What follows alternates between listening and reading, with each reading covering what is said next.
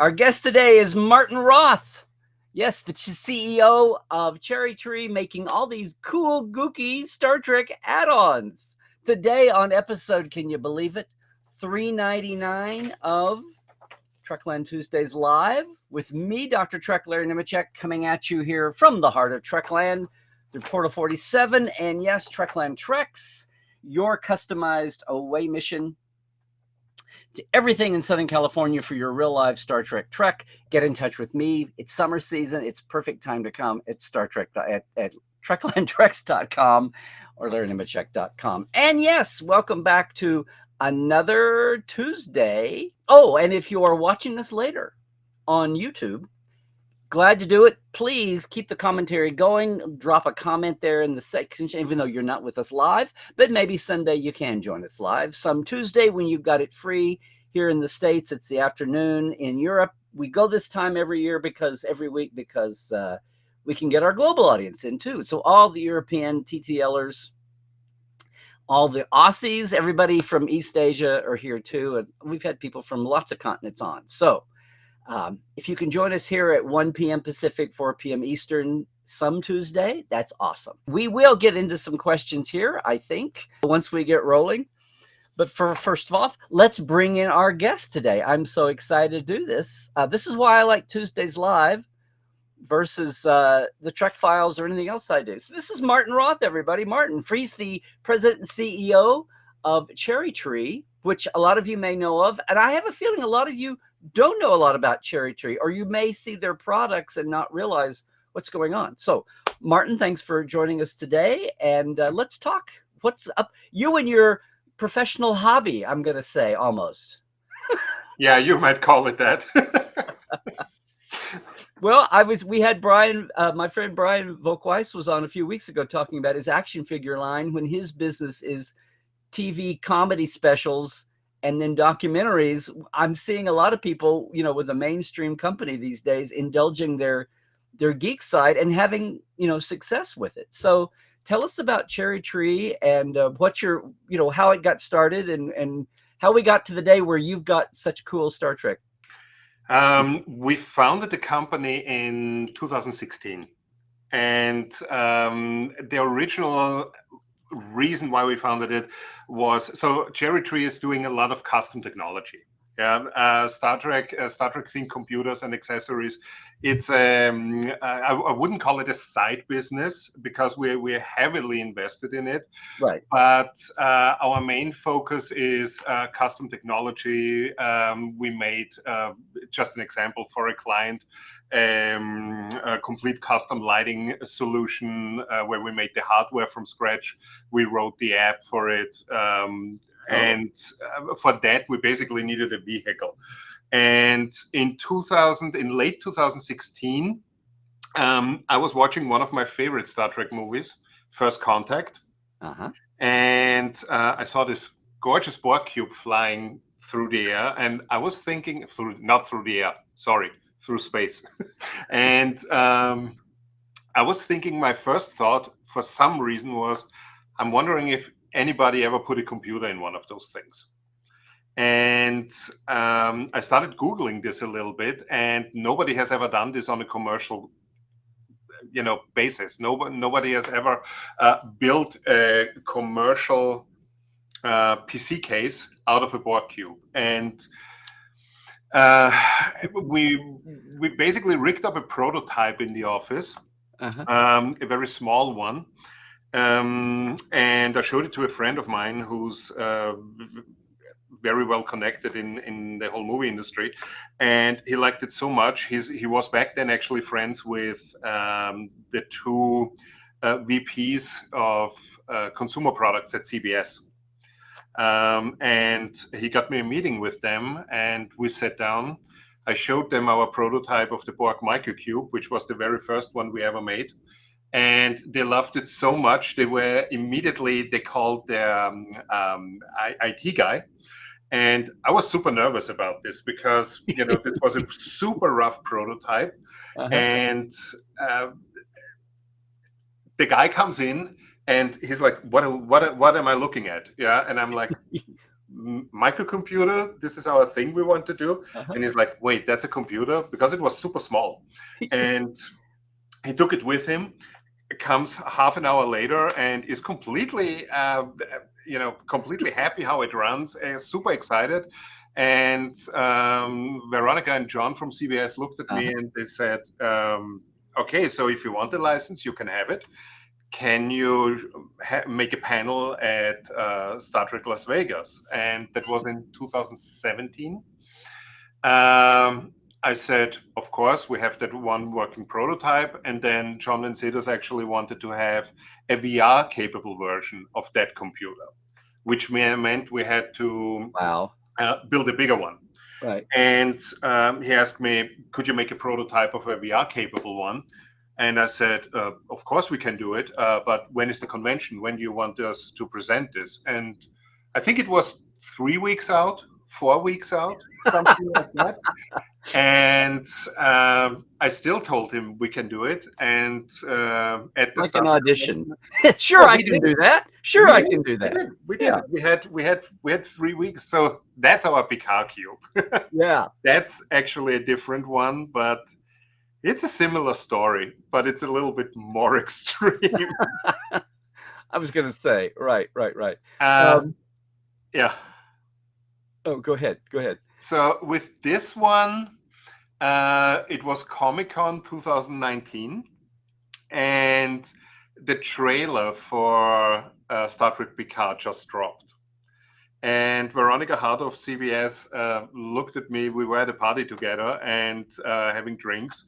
And she asked me, have you seen the trailer yet? And I'm like, no, I was at the booth all day. I couldn't watch anything. And she showed it to me on her phone. And we were looking at the trailer. And again, I see this absolutely gorgeous cube, the artifact, hovering there. And I'm like, can I have it? I need to do this. I absolutely need to do this. And she's like, no, it's yours. But you have to show the prototype at Star Trek Las Vegas. Star Trek Las Vegas was 1 week after Comic-Con. Right. And we made it. I didn't sleep for, I think, 3 days, 2 or 3 days. And basically drove home like a maniac from San Diego. We started making the prototype we used for the first prototype panels that we had from the old Borg cubes. And we rigged up the prototype and then started producing those. And this was what year? 2019. Okay. So you got, so how big, let me come back here with you. So how big is the company? We're a super small team. We are a super small team of 7 people. Okay. And we are based in Los Angeles, and we try to make as much as we can in the US. So all our Borg cubes are actually manufactured here in the US. So the sheet metal parts we source. The back panels come from a company in New Jersey. They have several plants, but the back panels come from New Jersey. The aluminum parts, which means mainboard trays, I/O panels, they come from Washington State.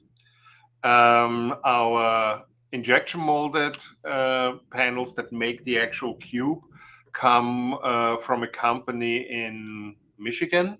Mm-hmm. And it all gets delivered here to us, and we completely assemble it here in LA. Okay. And they're all handmade. So this is they're all made to order. These are not punched out from a big factory. They are made. Every piece is made to order. They are super customizable, so you can choose if you want them with fiber optics, without fiber optics. You can choose if you want access painting or no access painting. And we have different versions of them now. We make them even in different colors. We even offer our Borg cubes in white. Oh, okay. Yeah, but this is actually super fun because when we make feeling like DC Marvel, it's the white Borg and it's the green Borg. The reason why we did this was a lot of people love white computers. And when we order our injection molded panels for these, we sometimes get a little bit, crazy with the colors, because we always can say, do me a favor, add 50 red, blue, whatever, and we literally tried almost every color that we could. Yeah. The white ones, when we saw it, I know white Borg cubes do not appear in the show, but they are absolutely gorgeous. And it went so far that Star Trek Online liked our white Borg cubes actually so much that they incorporated a white Borg cube in the game. Okay. So it was. You know, it's a big galaxy, Mr. Scott. Just because we haven't seen a white Borg cube doesn't mean they might not be out there. So you've got lots of products. So Yes. so what I meant, and I didn't mean to knock Star Trek at all when I said a sidebar. I was going to say, you were an existing company before you tried the Star Trek line, or what's been the timeline on that? Not that much. It was roughly, I would say, 8-9 months after we started this. So here, the thing is, I'm an electrical engineer by trade. Yeah, I've been in IT and tech my whole life, and for me, one of the things that I always hated was when you look at. So I grew up in a time where I had my first computer in '84. Yeah, and you grow up at a time where the PC race started, and computers were inherently different. Every computer looked different. You know, nowadays when you walk through a Best Buy, through a Micro Center, whatever, it's all the same. It's literally all the same. It's either it doesn't matter if it's a black case, a white case. Yeah, down the line, they all look the same. And I always hated it's like cars. Pretty much. You used to have all the individuality, now you don't. Yes. And in my opinion, has nothing to do with political but for me, when I look at Teslas, I appreciate the technology behind it. Yeah, but Teslas, in my opinion, are the death of individuality. Yeah, because where I live, a lot of people have Teslas, and when you look at an intersection and you have 6 Teslas standing behind each other, it looks so Orwellian, I think is the term for it. You know, where the only difference is, oh, here's a black one, here's a gray one, here's a blue one, and it's the same with computer cases. And the next thing is, because of that, a lot of people swap their computer cases a lot. Yeah, our cases are stupidly expensive. I admit that. Yeah, I admit that. It's for you. Few years back, you could buy a whole computer for what our case costs. Yeah. However, point one, they are licensed, so a chunk of everything we make goes to Paramount. Yeah, I'm happy to do that. This ensures good products and nice quality. Yeah, everything is made here. Everything is handmade. Our cases have a lifetime warranty, and the next thing is, people keep our cases. Yeah, this is not something people buy and they say, oh yeah, in 2 years I buy a new one. No, you can swap everything. Everything is modular, and I want to build something that people put on their desk, and they're happy with it. They look at it and they're excited. So the first ones you made were more the mini size, and the large ones only came out. So, but you've been doing it since 2016, you said? Yes. So do you have the people that bought their early editions? Do they still have them, and they're out? And yes, we recently had a cube in Borg Micro Cube. It was number 19 out of 359, and 19 out of 359, and he had a dead mainboard. We still have parts for them. Yeah. And he asked, oh, can you guys repair this, because I'm still using it. We had it for a week in here. We posted on Instagram about this, and it still works. People still use them. And we have another client who contacted us recently. He has one of our Geek machines with the warp core inside, and he inherited a Borg microcube from his dad. And his dad sadly passed away, but he said, can you do a service on it, because I want to still use it. And these are 8-year-old computers, and 8 years in the IT industry is a long time. It is. Well, but I guess it's not just a computer. It's also people are making a statement. They're enjoying their passion. Yes. And when you said people are swapping, people are trading No. The hardware that's inside you can swap. Okay. And so Okay. if it gets if it gets out of date, you can replace basically everything inside. I didn't know if we were coming up to the CherryTree board computer swap club or something where people, they find each other and then they, you're the epitome of you've made it when you've got a collectors club out there that's doing that. Well, so I say this because I see just in some of the other products you've got some things that are some more tech. Like what is the see, can we do this? What's the story with this? The Klingon case. Yeah, the Klingon. Roughly a year ago, we had the idea of making a Klingon keyboard. Yeah, a Klingon language keyboard, and that was quite a little bit of difficulty to get it right, actually, and once we had the prototype for the keyboard, we thought we have a full-blown Borg line for years now, and we need new products. We need a new product line, and it's kind of what this is. That must be that's the keyboard. Yeah. Yes. That's the keyboard and mouse. Let me do this. There we go. Yeah. And so what we did, we contacted our guys at Paramount, and we asked them what they think about the idea that we do a full Klingon line, and they absolutely loved it.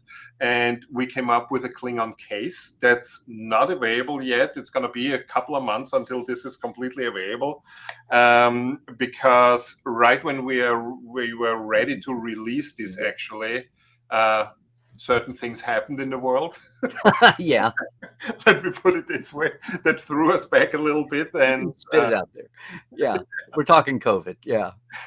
Yeah. Now, I'm sorry. I have to ask. You did a Klingon keyboard, and I'm sorry to be. I mean, I feel I'm almost embarrassed because I'm so ignorant of your products. So I don't know if I'm just behind the rest of fandom, or what. I'd like to think I have a pulse on things, but I've seen the board cube go by, but I had no idea.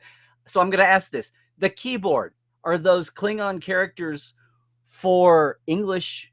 Is this for Klingon speakers who want to type in Klingon? Yes. It was actually made in cooperation with the Klingon Language Institute. So this is a completely Klingon keyboard. It's Klingon characters to type Klingon. The thing is with that keyboard, the prototype right above the arrows, the prototype had actually Star Trek written on it. And CBS, I always say CBS, Paramount then actually told us, "Are you in production yet?" And I'm like, "No, we're about to start." And they were, "Do not put Star Trek on top, just have it on the bottom." And I asked them, "Why? This is a Star Trek product." And they're like, "But there is not a single English word on that keyboard. Keep it like that. Just keep it completely Klingon."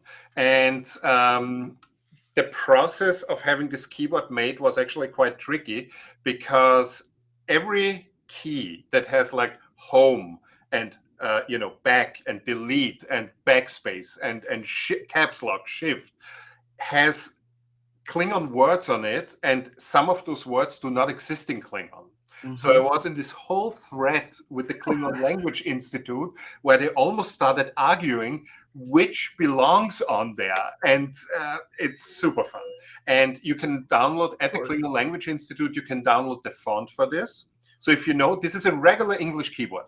This is a complete regular keyboard, just with different printed keys. Yeah. However, you can download the Klingon font for it, and then you can type completely in Klingon. Okay, so you're not only that's what I was getting at. So the Klingon characters are on the keys, but if you press that, you get an Arabic looking letter. Regular alphabet. Okay, but you can, if you want to go there, you can download the font and put it in and type. Okay, that's what I was getting. I was like, you've got to have a lot of faith in a niche market here to go to the 500 or whatever it is now. That story about the Klingon Language Institute just kills me, because it's like watching the Memory Alpha people get into a nerd battle or good. But good on CBS, on Paramount, because in the old days, and we're close to the same age, I remember, now they're collectible, but so many of the 70s and 80s toys I would sneer at, because somebody would take their product and just slap Star Trek on it. And I would say, Yes. there's no Yeah. phaser that says Star Trek. How cheesy is this? Yeah. And to hear them now say, can you take Star, which this is a keyboard, this isn't canon, but Yeah. to have them say, please take it off and put it on the bottom because it preserves the integrity of the design, the concept. That's amazing. I'm so. The design process of the case was actually similar. When we started with the paint job on it, we were very, very, very careful not to overdo it with the grunginess. Yeah, that it's not as bad looking. And we submitted, and she got back to me immediately, and she was like, "Can you do me a favor? More grunge." And I'm like, "Okay." So we put more on, and then she was like, "No, more. Just go crazy. Make this really look used and worn." So when you put these out for sale, what's been the feedback from, I guess for any, now there's a couple more of the products here I want to get to, but since you brought it up, did you have feedback from, I mean, I hope they sell well. Yes. I'm curious about that for what you expect, because it's a So neat product. But the thing is, we had to put a pause on the Klingon cases because the way we do it with certain cases, like the Klingon one, we have a manufacturer that makes our normal computer cases. And some of the cases we use are kind of off the shelf. Yeah, or the frame is off the shelf, and then we get it here and we modify it here. The problem with that particular case was we went through all that with prototyping, approval, and so on, and then the manufacturer stopped making them. Oh, so but they started again. Yeah. So we're still gonna have them. I'm sorry. I'm going to maximize me, and I'm going to maximize. Oh, I've got to do down here. I've got to maximize. There we go. And now I'm going to pull us back. Sorry. No worries. Okay.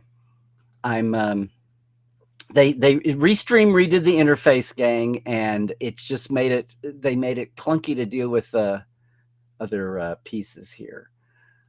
I'm just trying to we'll get back. We'll just do that. So here's what I'm looking at. I guess what I was going to say was, when CBS Paramount had you grunge it up, did you ever, was that the way people enjoyed it? I mean, do you think that was the right thing to do, or did you get any feedback about it? So the way they actually do it, when we make products that are not part of the show, like keyboards or computer cases, they usually give us some kind of reference. Like for the Klingon machines and for the keyboards, they send us a console from a ship that was all grunged up, and they basically told us, if you can make it look like this, then we would like it. And the keyboard, we also showed it to the guys from the Klingon Language Institute, what they think. Do you want it painted? Do you want it unpainted? What do you think is the better way for this? And they said painted is, of course, the best way for it. Very good. Well, so I'm looking here, and I also see some things that are not technical, such as, and it was just in that last image there. So for the computer, for the tech company that does computers, hold on a minute, let's just do that. Where did the Raktajino, or you don't call it a Raktajino cup, I think. Yeah. No. Where did this fit into your timeline, and what was the story with? Okay, so little bit of a backstory here. The mug from Deep Space Nine was never made for the show. Right. You know that, right? Right. So it's not dresser. They're looking for what to rent or what to buy, how to dress it. Same as with any of the cups. So what they basically did, they grabbed some off-the-shelf mugs and painted them blue for the show. Those mugs were never available in blue, and they just painted them blue. And so the company that made these back in the day was called Feldman Langer, the Feldman Langer Company. And those were actually maritime-themed mugs. They had little, steering wheels from ships on them, and they were called, I think, the no spill mugs or something like that. They had a design patent on it from 1999. Yeah, sorry, that expired in 1999. Mm. And since we're having that company, I'm a huge Deep Space Nine fan. Yeah, DS9 is my favorite Star Trek show of all times. Yeah, it's Not totally going to my get much argument from a lot of people. Okay. And the thing is, I always wanted to have these mugs. I always wanted to have them because I love those mugs. I yeah, have one on my desk. And since we started this, we're doing a lot of things, that are not necessarily computer related, like our board cube lamps. Yeah, this is also not really computer related. Oh, okay. But every time I ask them, so can I make mugs? And they were always said no. And it doesn't matter who I ask or what I did, they always said no. Stay in your lane, Martin. Stay in your lane. I'm actually asked them, please tell me why. And they're like, no. And I'm like, why? Just tell me why I can't do this. And they're just like, no. With the lamp, they explained. So the lamp, I didn't get the license for lamps for, I think, 5 or 6 years until they finally said, okay, do your Star Trek lamps. With this one, I never got an answer. And eventually I got tired of this, and I got the lawyers involved, and I asked them, please look into this. Why did just say no? And they got back to me and they told me it's not their license to give. They don't own this. There was a design patent, and there was this whole thing. We then contacted the original designers, even of that were listed on the patent. So there was a lot of work there. Before we actually made these marks, there was roughly a year of legal conversations and conversations with the original designers and eventually everybody said, you know what, if you don't write Star Trek on it and market it as a Star Trek product, nobody cares. Yeah. And I originally literally made these mugs just for us in here. Yeah, we had to order a bunch for this. See, I wondered if this was a thing where you all had these just in your team at your office. Yeah. And you had visitors say, "Oh, can I have one? I can't get those." Exactly. That was the plan for it. That was the plan. And then we thought, at conventions we can make convention specials where we give them away or sell them at the conventions. And when I think TrekCore, when they wrote about it, it kind of blew up. And we are almost out of them. So I think we have 60 left or so. Okay. Well, I wanted to make sure people saw this as well. Yeah. Which I didn't realize until I got these images. And I was like, oh, I did not know that, which kind of seals the deal for me there. That's really funny. So the other thing that's not very technical, and I told you 30 minutes and we've gone over that. So I hope you can hang on with me, because the other thing is so I'm looking at computers and towers and your keyboards, and here's the mugs. So is this like a one-off that you're only doing this one, or you have any other plans like in ceramics like this? No. When it comes to mugs, this is the only one for now. Okay. We were thinking about other things, but we're not a ceramics company. So and you don't strike me as a Janeway's coffee person. You're no, and Ractagino all the way. The problem with spaceport mug. I'm extremely careful when it comes to honoring IPs. Yeah. So there's also that one thing with Picard's coffee mug. Yes, from the German company Bodum. The black wire with exactly. So they re-released, because that company is still around, and they re-released the mug. And the thing is, the Janeway mug itself, it's in my opinion not that design heavy. That mug, that shape was so iconic. I just wanted to have it. Okay. Well, that's what I'm saying. These are but that's the joy, also the freedom. You've got your own company. You can do whatever the hell you want. I mean, licensing aside, if you want to do this and you only want to do the one, the world is not going to say, but you're doing. Well, the other thing that's very cool, and we're getting back to keyboards and tech a little bit, and I didn't see this till I saw it last night, and I was chuckling. was your was these kids. And I don't know how you don't help but smile when you see the lower deckers. Is what? So these are keycaps. Yeah, keycaps. Yeah.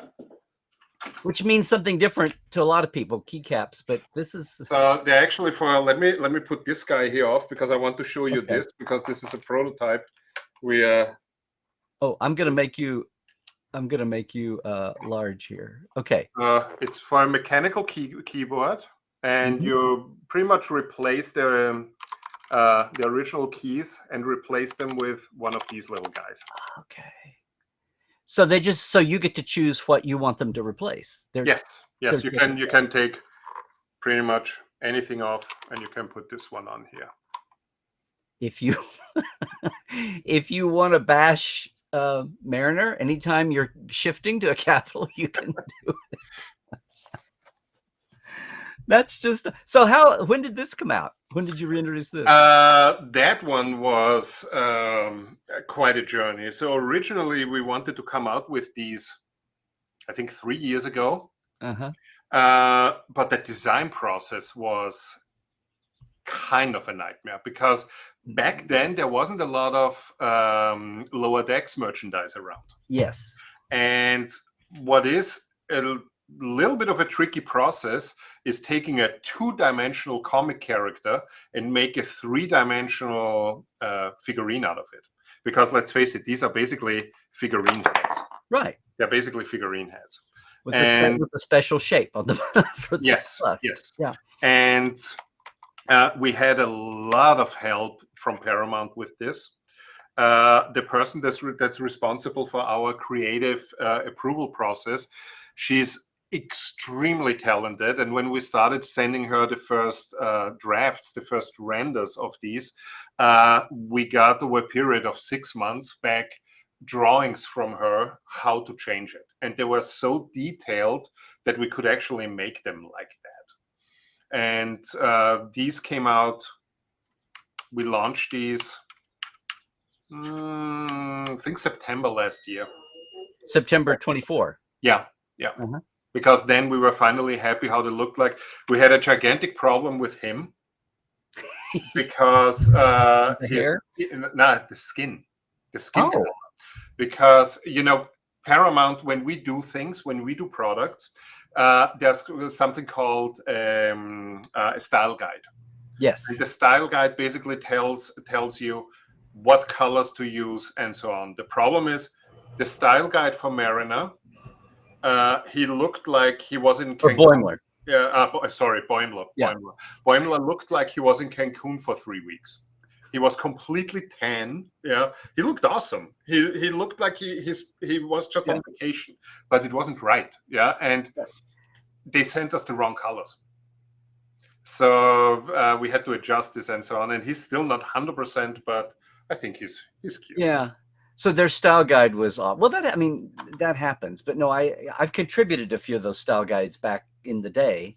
But yeah, that's how they try to keep some continuity, some uniformity among the licensees. But also, they don't want some licensee putting out a product and having the fans go, "This is ridiculous. Is nobody paying attention? This is nothing like." Which I don't know. Now, have you ever had any negative fan feedback to anything? Not that I recall. Because you're being a fan, even if you're the most fanish fan person with your company, and everybody's happy on the product, there'll be somebody out there in the audience, some random person is going to pop up and say, because you're taking all the pains. The one thing we got at the very beginning was there's a gigantic difference between the Borg cubes you see in Voyager, the Borg cubes you see in TNG, the Borg cube you have in First Contact, and the Picard cube. Yeah. When we made these panels, we had to keep one thing in mind, and that's manufacturability. We need to be able to make things on a timely basis. The biggest difference between First Contact and TNG cube is the TNG cube had a lot of tubes on it on the outside. It looks almost like a plumbing supply house. that flies through space. Well, they were using plastic model kits still. Yes, and that you can see. TNG is First Contact is a little bit more detailed, and the artifact from Picard is mostly shapes and forms and blocks. Yeah. So we needed to find a way to make these injection moldable and so on. And then we had a couple of people to say, yeah, but the original Borg cube has lines on it or pipes on it. And I'm like, okay. What am I supposed to say? This is not one of those. This is it's a big galaxy, Mr. Scott. The one thing that we had, have you seen our figurines that we made a couple of years ago? I hate to say no, I haven't. See, and so I don't have an image here. One thing we made, I bring it. Okay. Give me 1 second. Nothing like the real thing. Nothing like the real thing, guys.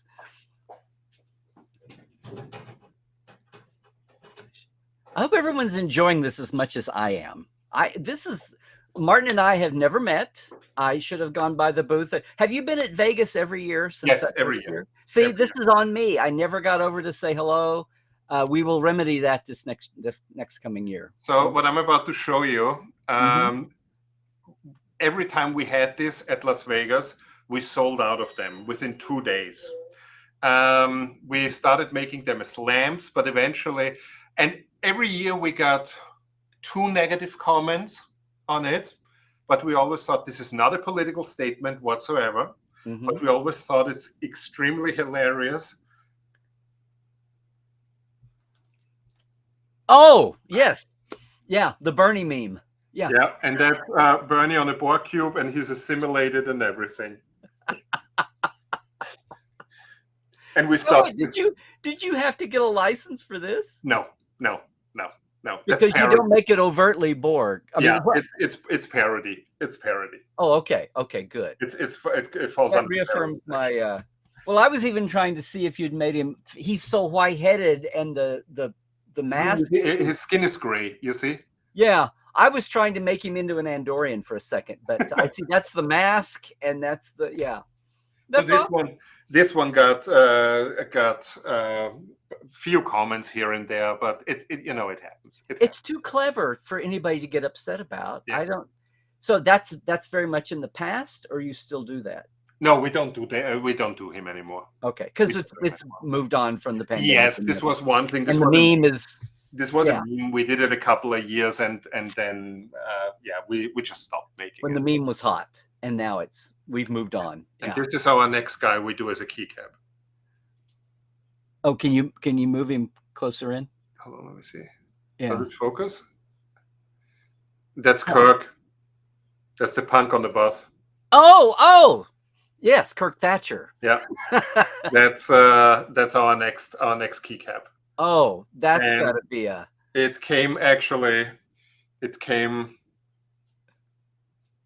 with this, but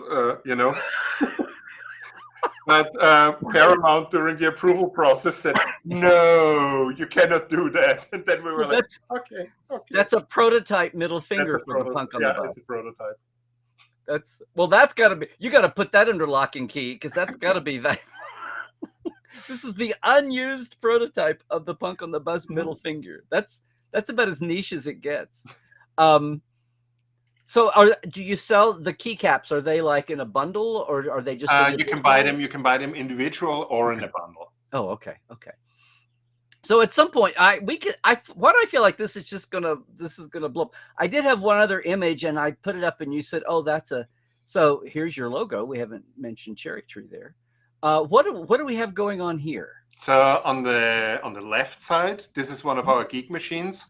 And this is basically our regular computer case that's just a little bit Star Trek themed. On the right side of that case, you see an illuminated front plate, and we offer different designs on there. There's LCAS, there's what do we have? LCAS, we have lower decks. We have different ships that are on there. What makes this one special is, I wouldn't call this a one-off, but these are special orders. This is a complete water-cooled system. This is what's called a custom water loop. And the reservoir where the liquid is in there and the pump is styled as a warp core. I was going to say, I see a warp core in here. Yeah. And this is where the cooling liquid runs through. Super nice machines. I love building them. They're really horrible to build because of all the bending, but it's super rewarding when you see them finished. It's a really, really nice thing. The one on the right side, so this is our Picard cube, but this is not a computer. This is our Picard record player. And we call this the Picard disco track. Okay. It plays vinyl albums, records. Yes. And it splits in the middle, right in the middle. Yeah, it flips open like this. And you can see on the bottom that this is actually the one with the amplifier in it. And on the bottom you have volume control and sound control, and the buttons on the top of the inset, the controls for the record player. Where did this come from? Where did the idea for this come from? Where did the idea for the record player come from? Because we're talking about the last 6 years, right? Yeah. The thing with a lot of things that we're doing here is, because we're such a small team, we have a super fast turnaround when it comes to prototypes. I guess so. And from these convention stories, yeah.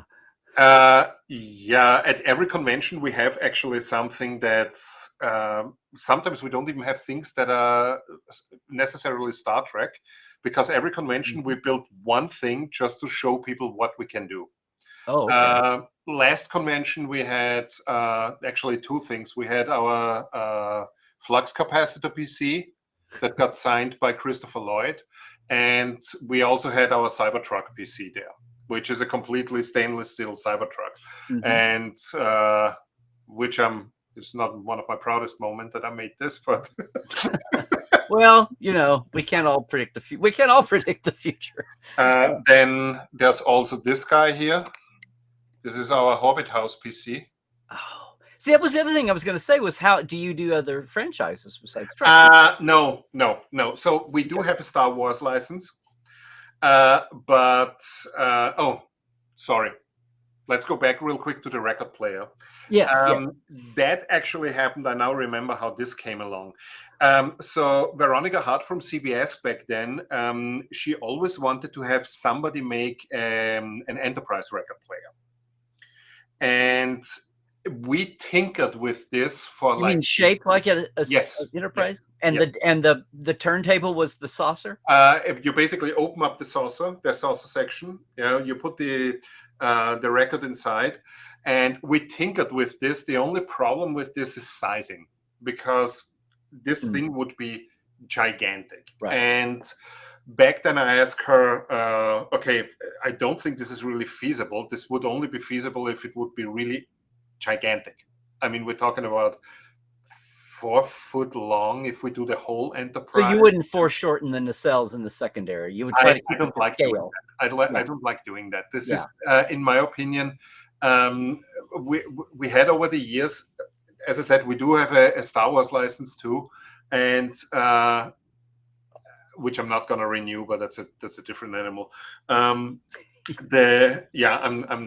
not. I'm too much a Trek person.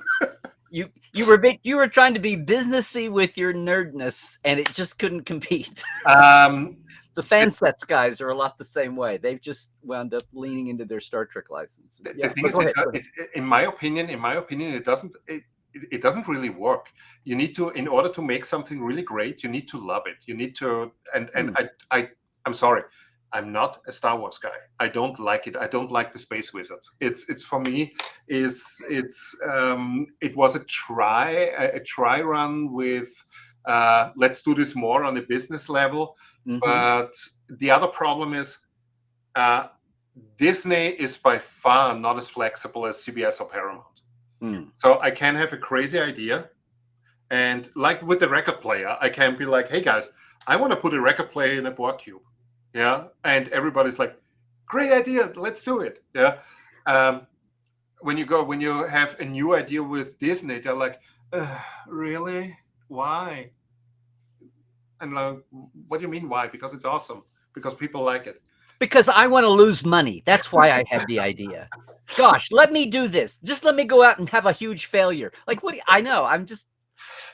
I have to think some of that is because the franchise is so much bigger than Trek that maybe Trek is the folks at Star Trek are, and they're not in production. They're on a sidebar like merchandise, and they're more willing to take risks, and they're still in a capacity to have fun. And it sounds weird to say this, but Star Wars is so stultified now. It's so huge. It's too big to fail, so they have a failure of imagination as well as risk taking. I don't know.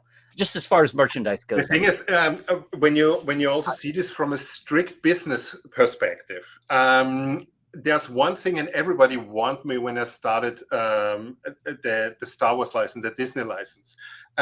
Paramount, CBS was better, but Paramount is still very okay with this. They're very supportive for small businesses. When you sell a certain amount every year, yeah, they raise your minimum guarantee just a little bit every year, and they're not going crazy. Yeah, you start with a little bit as a small company, and then the next 2 years, they might try to help you grow. And not, they help. They help you grow. With Disney, we started to get the Disney license in 2019. Yeah, late 2019. Then COVID hit, and we had to stop all development. Yeah, we couldn't develop. We had a great Death Star computer lined up. We had an R2D2 computer lined up that could talk, move, and everything. It was really great. But the moment COVID hit, the company had to shrink a little bit to survive. And Paramount, even back then Viacom, emailed me and said, we know times are tough.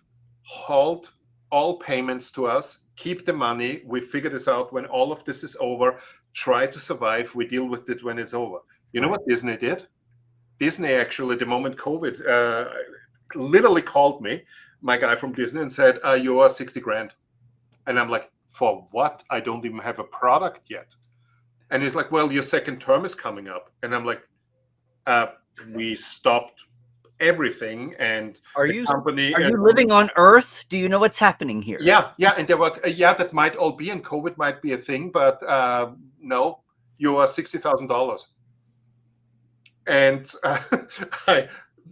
I was so flabbergasted. I completely stopped even communicating with them. Then a couple of years ago, a friend of mine who helped me with this company actually said, do you want to continue Disney? I might be able to help you with this. And I'm like, yeah, but they have to cancel the first contract and everything starts from scratch. And so I'm getting a call from them, and they say, so you want to renew the license? And I'm like, how much do you want? And they were like, 10 grand. And I'm like, now we're talking. Now we are actually in a good way to speak. So this is reasonable. So I paid them the $10,000. We have that one contract. We started producing and so on. And then they said, oh, we need to make an amendment to your contract. And I'm like, okay, how long does it take? Oh, it's going to be done soon. Took 8 months. And we couldn't ship for 8 months. Then our contract was almost out. We had 2 geek machines, a Vader and a Stormtrooper one. And they were like, so you want to renew the contract? And I'm like, sure. That's $250,000, please. And I'm like, excuse me? What? Where's that number coming from? Oh, you make computer cases. You must sell a lot. And I'm like, no.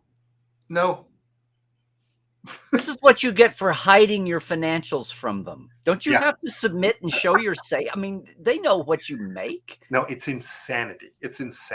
80, 10, 250.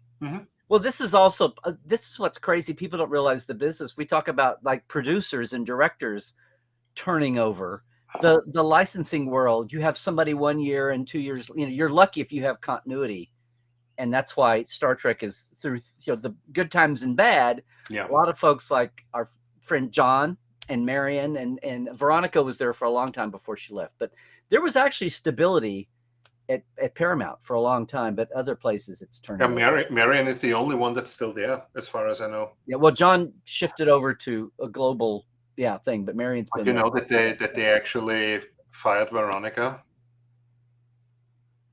I knew she left. I didn't know. Okay. Yeah. A few months ago was this complete shock when I heard that.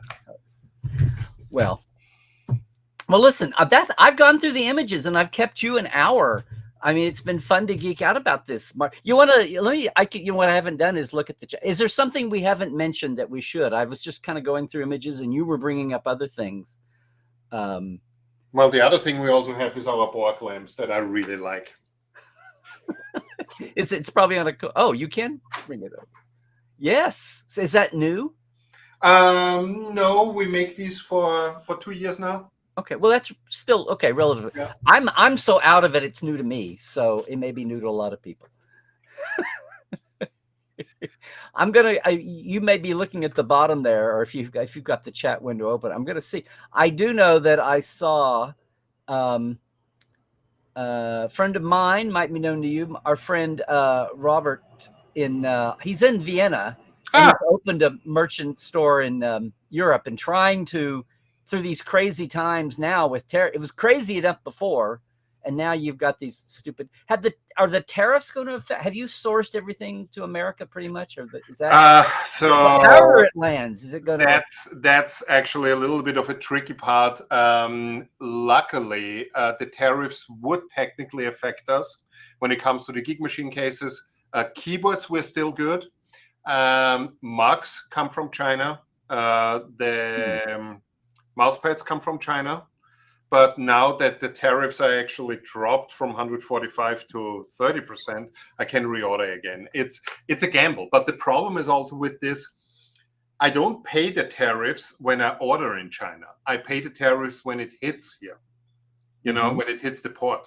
So the biggest issue with this is I look at 2 months basically. When I order today the mugs, they hit the port here in LA in 2 months. What's going to happen in 2 months? Right. 2 months is an eternity now, which is not what business. Nobody in banking or business wants that kind of. So the mugs are from China or another. Yes. Okay. So here's Christoph in Austria, that is one of our folks. Just got your Klingon keyboard, and he's going to have it signed by some Klingons in a few weeks. There we go. Robert, where is I know I saw it flying by here. I'm looking to see if anybody has an actual. Here's Robert. Yeah. He says he needs to have a chat with you. I know. We wanted to speak. And he's selling out because he's got some things. Yeah. We shipped recently to them, but we wanted to speak last week, but my week was crazy last week. And well, I'm glad I could get you two together to get. And here's Bob saying Borg cubes in white. Oh, he thinks that's a mirror universe Borg. Well, that would be interesting. What do the Borg look like in the mirror? So if you're into really, really crazy stuff, we actually made for Star Trek Online a mirror universe Borg cube. Was a giveaway, a complete one-off, where we mirrored everything. Wow. So we took of every component in there, we took the labels off, scanned them in, printed them mirrored, and put them back on. And the back plate was engraved mirrored, and it came with a mirror that you can read it. And it was super great. And completely one-off. Yeah. And it was for a prize. So what would when you do you have any sense? Now you're just making them, right? And you're pricing them to what it costs to make. Do you have any sense if now, after all these years and doing these one-offs, if there's any kind of collectible? I know it's not your business. But have you seen anyone talk, or do you see them in the wild? No, we made over the years a couple that most likely gone up in value. Of our very first one, we made one that got signed by a bunch of people. We replaced one of the panels with an acrylic panel, and we had a bunch of people sign on it actually. And Rod helped me get a few signatures back then, and that one I'm pretty sure gained a little bit in value. But other than that, I would be happy if people can sell them for a little bit more. I think it's fun. I'm trying to see. A lot of people are having funds here. Robert says they have a handful of the Klingon keyboards in Austria, and they're sold out. But if you want one in Central Europe, let me know. He knows a guy that can. Carl Stark says you haven't completed your college paper until you've written it in the original. There you go. Still on his Klingon keyboard. I also drink my Raktajino from that mug. There you go. Quark would be happy with this. Have you had any Ferengi ideas about? Not yet. Not yet. So the thing is, I like the way you think. Not yet. Yeah, because for me, we were so heavily focused on Borg cubes. So everything that we did when we started this is completely shoestringed. It's all self-financed. It's not that we got big investors or anything. That's why we had to grow slowly into it. Right. And it's why you can still have fun and be nimble. Yes. Yeah. Yes. And I always wanted to do something Deep Space Nine related. Yeah, because again, huge fan of the show, and it's nice to have a fan at the top. Yeah. Meaning you. Yeah.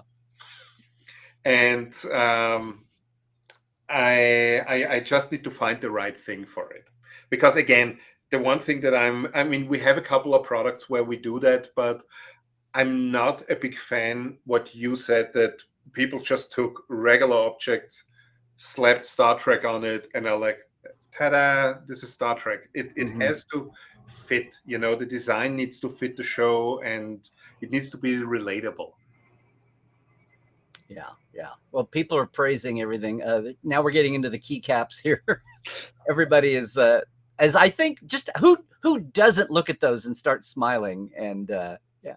Oh, here's Susan says she just got her Borg lampshade this week from CherryTree from the US in the UK.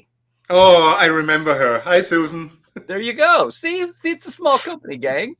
See, I emailed actually with her regarding that, because she bought a lamp, but she's in the UK, and it was this whole thing where I advised her that the lamp wouldn't work in the UK, and we have a couple of people in Europe that bought lamps, and then we told them, look, it's not going to work because they have USB ports, and you cannot simply put a different bulb in. But what we do then, we just ship the lampshades. Oh, okay. See, this is. Mona says that Bernie Cube is outrageously funny. So still.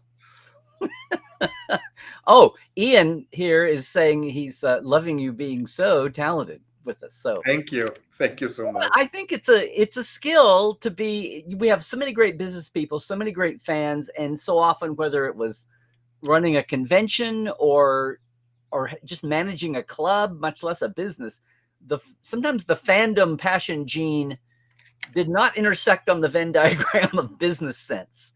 And when we get somebody like you, like Brian, other people, the guys at Fansets Pins that do the pins, know them, we get people who know how to run a business, but also can deliver, have fan passion themselves, and can deliver it.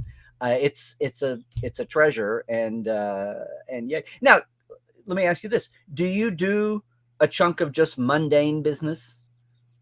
Or is everything you do down? No, not really. It's because the thing we are specialized in is custom things. Yeah, we do regular computers, but even those. So I cannot go into detail with this, but a friend of mine is currently working on a movie, and they have an 8-week. R&D time where they need to prove to the studio that they can do it, and we provided the computers for their visual effects department. And it wasn't even that we said, okay, here you have just regular cases. No, we actually completely modified these things to look actually like the movie that they are doing. So every time the VFX guy looks at the computer, he literally sees what they are working on. And I cannot go into details with this, but no, I'm just wrapping my head around that. And it's something that an audience will never see, much less anybody sitting in a studio office will never see that. It's just the people. Just the people that work. And just to give them that artistic, joie de vivre. I don't know. I'm trying to go Italian or French here on a phrase, or German, and I can't. the Schweden. I don't know. Everybody is chiming in though for Bernie on the Borg. And same thing I did. Yeah, everybody. This is Sherry. Yeah, the punk on the bus. And thank you, Christoph. We haven't even mentioned your website yet now, but it's mycherrytree.com, everybody. We need to get that out there. Yes. Yeah. The punk the punk on the bus goes round and round. Very good, Chuck. Yeah.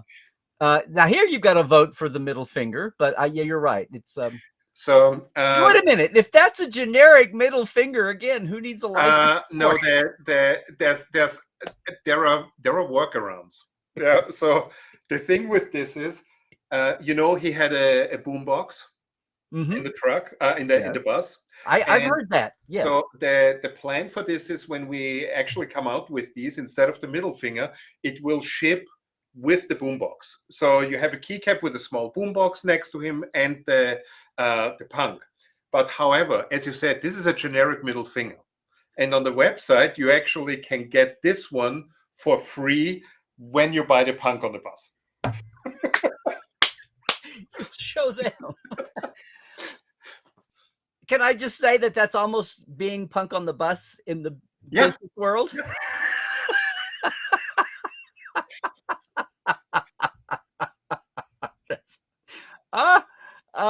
Well, the good thing here, Sherry, Ma Baloney, is this will be, we'll have this up online here later on.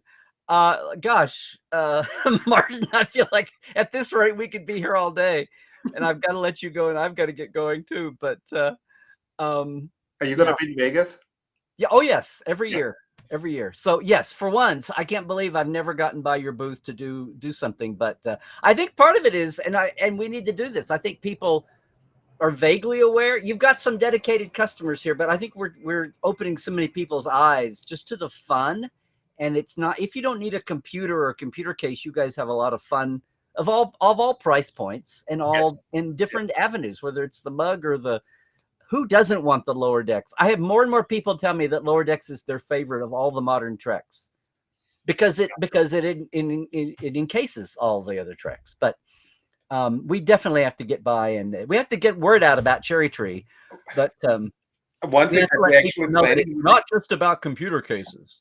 One thing that we're actually planning with the keycaps, we actually want to make something, a little bracket that we include that has a magnet on the back that you can actually stick it on a fridge.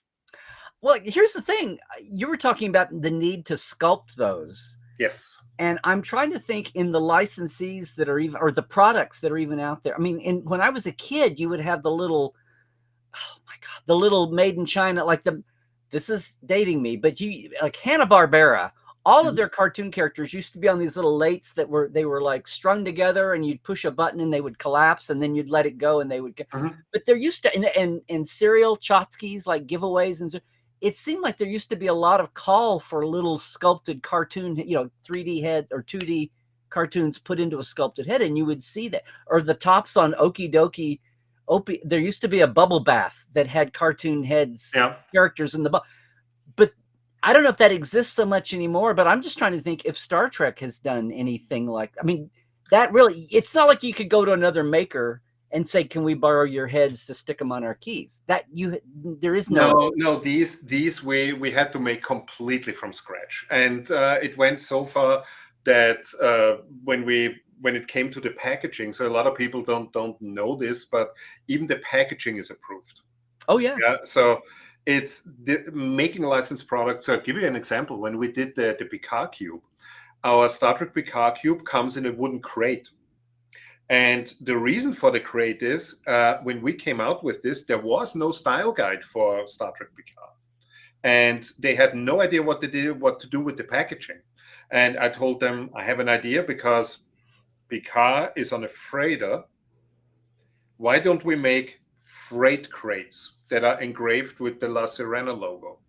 And they were immediately like, oh my God, this is so brilliant. Let's do this. And people love those crates. You were just being a fan. I mean, what else would somebody say? Yes. Yeah. Early Picard, when that was the whole. For season 1. Yep. Yeah. So, because you know what? A lot of people had no idea what the La Sirena logo was. You didn't know that it was in their little comm badge, which was kind of odd anyway. But you know, I have a private freighter, so I'm going to custom make, but I have a replicator, so of course it makes sense. But anyway, we're still not used to thinking that way. So you're still getting some comments here. Mona says you're a purist. Don't shorten the nacelles. No, will never happen. And also that it's good to hear someone say they don't like Star Wars. You know, I don't wish Star Wars any ill. It's no, absolutely not. Absolutely not. I still don't get the. I remember in '77, I was like, well, this is cool because it's visual effects are new and it's a revolution, you know, in cinema and story. But 50 years later, I'm like, I don't.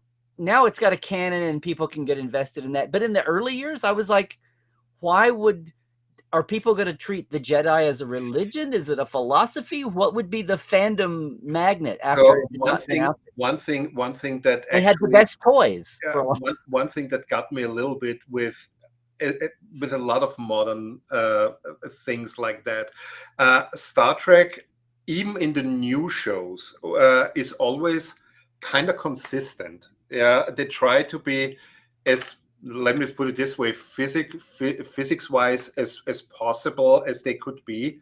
I love X-Men as an example. Yeah, I really like X-Men.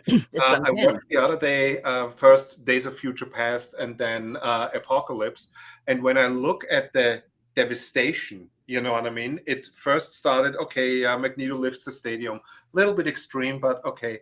And then in Apocalypse, oh yeah, so now the dude is demolishing a whole city to rubbles just by waving his hands. And I'm like, does it have to be more extreme? And with Star Wars, it's the same thing. I like the original ones, the 3 first ones that are technically the 3 second ones, but this is already where they lost me. But I like that they were good. They were with practical effects, yeah. But when you look at the new ones and everything gets bigger and bigger and bigger and bigger, and you have a planet where out of a sudden thousands of super ginormous spaceships lift off, and you look at this and like, what would happen to the planet if all of those ships lift off at the same time? Yeah. That's exactly my point. You know, it's like the air pressure differential would, yeah. But also, again, I'm the same way. I don't wish it ill. If people enjoy it that much, please enjoy it. It's totally fine. You know, whatever you like. We have a world where I'm not going to rain on, what is it? Not gob on your goo. What is it? Muck on your, whatever it is. Rain on your parade. Rain on, yeah, that's the old one. There's a hipper one now that's out there. Here's something from Melanie. She says, boy, I would love to have a Borg Cube stereo and play Kraftwerk. We are the robots, resistance is future. Yep. Well, Kai Roses, I love these stories. Gosh, why am I so surprised? Yes, Mona, you can be as shocked as apparently Robert was. Yeah. I mean, sorry, Martin. Samantha, something as simple as that mug is amazing. Yeah. Oh, here's Mona. She says she's looking at your website. Do the Borg lamps come in 2 different colors? No, they don't come in 2 different colors. The bases on the bottom are different. So this is the long base, and the long base is dimmable, and it has phone holders basically here.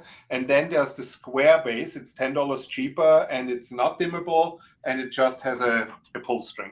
There you go. And as for the colors, you can put basically any bulb in that you want and just change the color if you want. There you go. Absolutely, Melanie.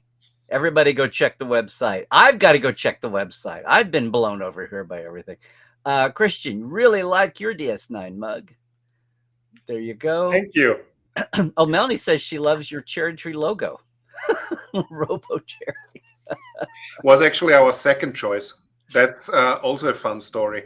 When we founded the company in 2016, we made a logo contest. Yeah, we went to one of those websites where you can have a logo contest, and our shoestringing it. Yes. And our first logo looked completely different. And then I get an email from that company, and they say you can pick a runner-up for I think $90. or something. The first logo was like $350, and the runner-up was $90. And I saw the runner, and then we went through all of these, and we saw the RoboCherry, and we said, you know what, let's take this one because maybe we use it one day. And eventually we swapped them completely because we like him so much. Oh, there you go. There you go. Mona's also a big fan of that mirror idea. She's saying she wants a Ferengi headlamp. There you go. Let's see. Yes. Susan says, thanks for remembering her. Sure. There you go. There you go. Okay. I really need to let you go. I'm just looking to see. Let's see. People are trying to help by getting the link out. Sherry here says she needs the middle finger key for the world situation. Yes. This is gold. And yes, Melanie Kirkthratcher was back on Picard again. Yeah. Here's Ian says, do you ship to Scotland? So yes, we do. But please keep in mind, it's really expensive to ship to Europe. Mugs, we ship all over the world. Yeah. It might be, however, I think Robert still has a few mugs. And I think it might be almost cheaper to try ordering it from Robert.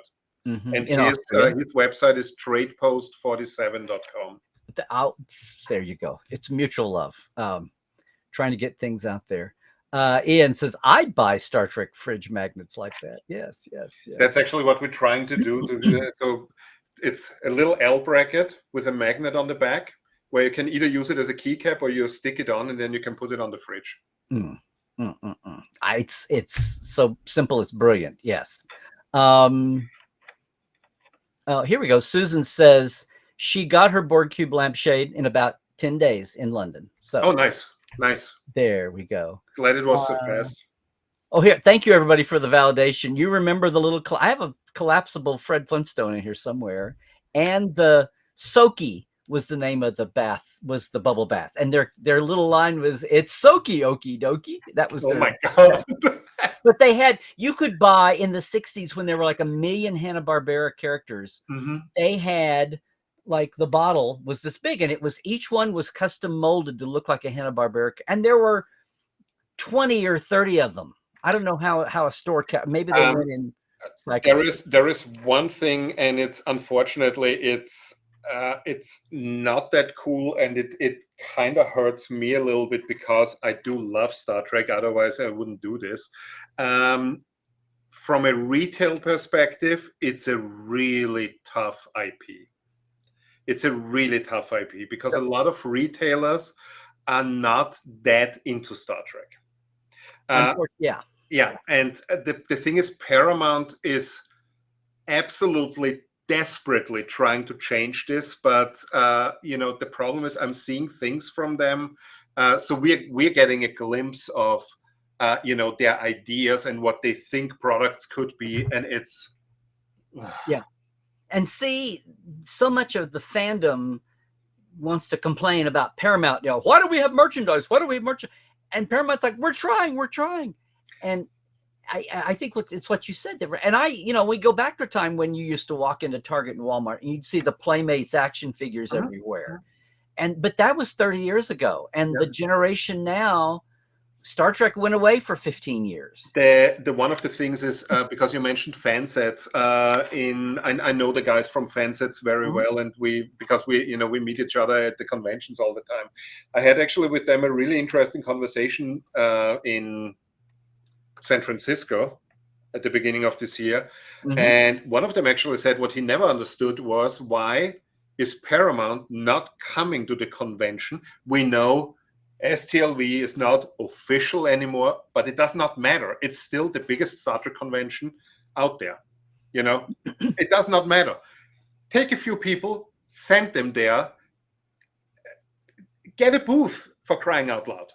Pay for a booth, sit there, take recommendation from fans, from the people who love this. Just on merch, just about the merch and the licensing items. Yeah. That would be, let's see. Okay, just I'm trying to, guys, we need to wrap up. I'm just, thank you, Cake. This is Martin. I got to say, this has been just a joy. I'm Mr. Background. This is basically, everybody. I've done a Portal 47 with somebody who is not a background creative on the show, and that's where we've gone with this. But I'm enjoying it too. But the more I find out about you and CherryTree, the more I'm like, I should have known more all these years. And if I don't, I know there's going to be a chunk of fandom that doesn't. So thank you, BC. This is the phrase, yuck your yum. I don't want to yuck your yum. That's what it was. I'm getting old. Oh no, we can't have this, Sherry. You're getting so sucked into wanting all these things. Yeah. Okay, we really need to wrap up, gang. At least let Martin go. Let's see. And for anybody who's in Europe and is wondering, here's Robert's Austrian shop. Yes. Trade Post 47. And FedCon is at the end of the month. Yeah, I need to see that I get some stuff to him. Robert, if you're still watching, I'm gonna call you tomorrow. Let's email. I'm so glad that I've furthered commerce here on top of everything else. Oh, here's Cairo talking about Scotland. So there, we'll get those two together too. Yeah. They are not. See, the thing is, to what you're saying, Robert, people need to let the Walmarts and the Targets, and I don't know, the Toys R Us is trying to make a comeback, but whatever the retailer is, like, let them know you want Star Trek. That's where you should direct your campaigns and your. There's also another thing with this. For a small company like we are, getting into big chains like this is also tricky because they have buyback clauses in contracts, so they can actually make you buy your stuff back if they don't sell it. It's we looked into this, and you're at the mercy of how good they are at marketing. You could 100%. They could be not, or totally misdirected, or we looked into Newegg actually with our cases, and we decided then we're not doing this. This. Okay. Don't go, Martin.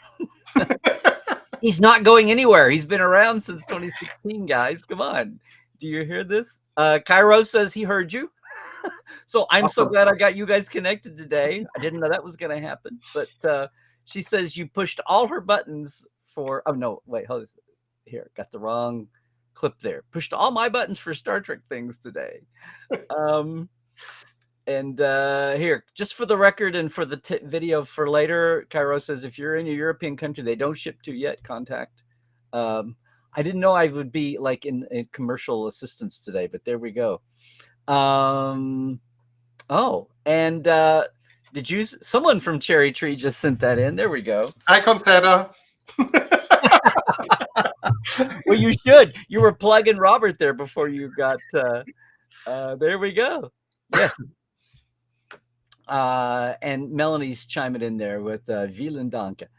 There we go. Listen, Martin, we'll let you go. Thank you so much for joining. This has been a hoot. Thank everybody for reaching out to me and having you on. And I've learned an awful lot, and I've smiled a lot too, which is awesome. I hope it's been good for you too. I'll finish up the rest of the show here a little bit, but we'll let you go. But thanks so much for having me, sharing and doing all the show and tell and everything. Thank you so much for having me.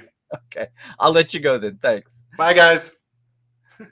All right. Well, I was serious, everybody. That was like doing Portal 47 for a merch person. I don't know how we topped that. But thanks, everybody, for who was in the chat today. And look, if you are watching us later on YouTube, more than ever, jump in, leave comments. I'm serious. I think a lot of people have yet to realize that CherryTree is out there. So follow the links. We'll put them up again and go check out. I think there's still some more items we didn't even get into, or variations and things. But that was such a hoot. And also a very good subtext look there at both the business world and trying to do fun, geeky things and dealing with licensing, and just a vibe for what people in business are trying to do to survive through COVID, through crazy business times that no one saw coming, ups and downs of economies versus much less politics. And also that insight there about don't yell at Paramount for the lack of merch in stores. Go talk to some of your big retailers. And also realize, as Martin said, that the big retailers like to deal with big manufacturers. And some of the coolest things, like back you all remember the days of Think Geek and some of the others who have come along since then and tried to come up with cool products. And they're just below the threshold of what the big chains will deal with. Even as we have left behind, big box retail and we've gone online, you would think folks would be able to, the big chains would be able to handle online product from a smaller company below their old threshold. And has that kicked in yet? I don't know. So anyway, big thanks to Martin for being with us today. I've learned a ton on about 47 different directions, and I hope everybody else has too. Hey, gang, I think we're going to call it there. This has been an awesome day. One of the best TTLs yet. And of course, if I'm going to thank anybody, I'm going to start off with my TTLers, right? We're at the end of the year here, at the end of the month, I'm saying, or we're mid-month. But thank you, Chuck A. and James Kerwin, Diana Hopkins, Halbert Gunn Johnson, Lawrence Todd, Craig Wickstrom, Mitch Keith, Andrew Jazimski, Justin Weir, Justin Porteous, Pranakasha Productions, Chris Jiggins, Keith Rombach, and Comedy Forecast. And yeah, a big thank you to our live wires. Guess what? I finally got about a year and a half's worth of interview links to those earlier year Portal 47 backstage interviews for these folks, shared with them. Thank you so much, live wires. Robert McLean, Byron Bailey, J.R. Poole, Gary Williams, James Durvage, Dave Gregory, Dan Leckie, and Casey Shafsky. Thanks so much, y'all. If you are not aware of our TTLers, our Patreon, boom, here you go. It's a $5 a month, $10 a month at patreon.com/Trekland Live. I thank you so much for the support. It's for the shout out. I keep it simple, gang, because of everything else going on. But I want to thank everybody who throws in a little extra support for everything I'm trying to do that way. And the $10 folks, the live wires, get the access to to our earlier interviews from Portal 47.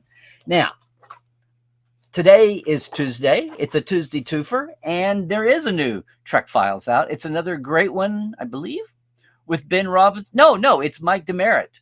And we are talking about the transition on stage from Voyager, getting basically kicked out the door, don't let the screen door bang you on the butt on your way out, to the coming of Enterprise. It was an odd time, exciting but odd, and we've got call sheets and some documents and Michael Demerit to decipher them. It's a great time. It's another great Trek Files. But I also want to remind you now, in the Patreon confusion, don't be confused. There is a Mission Log Patreon, $1 a month. If you are a fan of the Trekophiles, if you're a Trekоphile spelled with an F, and you want to come to our live site, come to our message board, it's our new community space. It's a Broadenberry podcast. It's at the Mission Log Patreon. It's at the Mission Log Discord that you get when you're on their Patreon for $1. But you've got access to all the other Roddenberry shows and all those audiences. And there's a lot of live stuff going on, but you've got to be in the Discord to see all the different hosts and the live shows. So the Trek Files dedicated Trekophiles Tonight show every other Monday at 4 p.m. I'd love for you to join me there. And if you're not on the Mission Log Discord, you get there through their Patreon, and it's $1 a month. It's a real deal. And you get all the other shows aside from Trekophiles. We're slowly growing it. Only been doing it for a few months, and it's every other Monday. I just did our show yesterday. Had a great time talking. I gave a little Portal 47 level giveaway of information yesterday, and I slip up and do that at times. I feel for Robert there, just doing a little bit of that. But the other thing that's happening is I've had 2 of these in a week, and it's been awesome thanks to the Universal Fan Sets. But the Universal Fan Fest going on with its Star Trek component, people come into town for that, and they've taken Trekland Treks, the day tours that they set up with my help, 4 sites in a day. If you've ever wanted to do this, or you're coming to LA for business or pleasure, you've got a spare day, I think Star Trek fans are entitled to a day tour of locations. If you can go to the Hollywood actor suicide tour at night or what have you, I think you're entitled to a Star Trek tour too. I do my best. We have a lot of fun. Get in touch with me, treklandtreks.com or LarryNemecek.com. We'll set it up for you with me being your concierge film leader. And of course, all the socials are there. Boom. It's Larry at Larry Nemecek on the Twitter, on the blue sky. I refuse to say X. It's still Twitter to me. And Larry's Trekland. YouTube, please subscribe, like, and all the things. And Instagram too. And we have fun on Instagram. And yeah, Facebook's still in there. Portal47.net, if you've been intrigued by everything I've been talking about Portal 47 today, just glancingly, it's your deep dive spot for going backstage. We're coming up on our 10-year anniversary this year, and it's still nothing like it out there. Speaking of entrepreneurs with their small companies. But this is it for another Tuesday, gang. I'm glad everybody had such a great time in the comments. Feel free to tell your Trek friends about Tuesday's Live. Now, I know in the States, this is daytime, people are at work, but make sure and tell them to like and subscribe to YouTube. They can watch us later, whether it's a guest week or I'm pontificating about something. Had a lot of reactions to the Section 31. My third grade teacher, Mrs. Bergner, when kids would say, I wish it was Christmas. I wish it was Christmas. I wish it was Thanksgiving. I wish it was my birthday. And Mrs. Bergner would say, well, you're wishing your life away. I think of her every time I say something like, I wish I could jump ahead 5 or 10 years and see how we're thinking about things like Section 31 or Discovery or Picard. The way that things have shifted, the pendulum has swung for DS9 and Voyager over the early days, even Enterprise. But yeah, I don't want to wish my life away. It's still something to think about. It still gives us fodder to talk about here.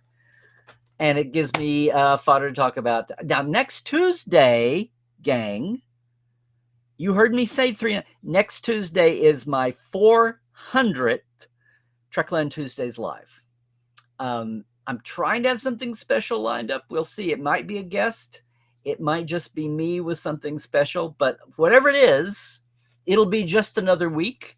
But hopefully it's always fun to have a landmark show like that. We're cranking out some great Trek files. Got to say this right. It's funny how we go through times of having to struggle for guests here and there on the Trek files and for Portal 47.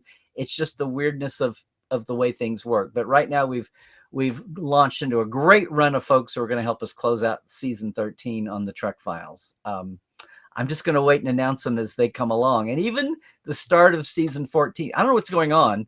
I thank God we're having no fresh Trek every week. It gives me time to think about other things like Portal 47 and the Trek files. And even here, I'm thrilled when this is the place where we can have authors, we can have people from licensed merch world on here that don't fit Trek files or Portal 47 and share it with the world like this.